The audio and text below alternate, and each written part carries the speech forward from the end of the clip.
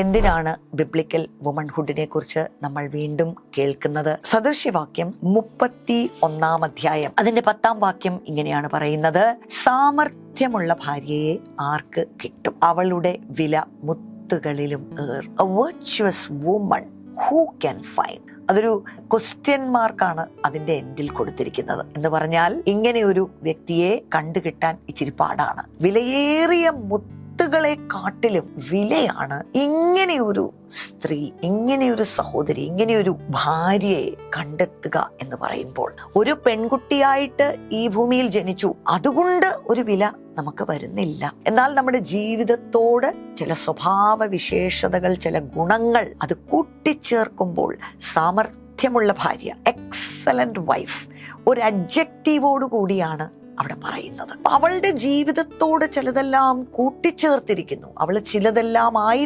തീർന്നിരിക്കുന്നു. അങ്ങനെ ഒരു സ്ത്രീ, അങ്ങനെ ഒരു ഭാര്യ, അവള് വളരെ റെയറാണ്. ഇവിടെ മുത്തുകൾ അല്ലെ റൂബീസ്, ജുവൽസിനോടൊക്കെയാണ് താരതമ്യപ്പെടുത്തിയിരിക്കുന്നത്. അതിങ്ങനെ നമുക്ക് എല്ലാ സ്ഥലത്തും എല്ലാ കടകളിലും ഒന്നും കിട്ടുന്ന ഒരു സംഗതിയല്ല, വളരെ റെയറാണ്. അതുപോലൊരു സംഗതിയായിട്ടാണ് ഒരു സാമർഥ്യമുള്ള ഭാര്യയെ ഉപമിച്ചിരിക്കുന്നത്.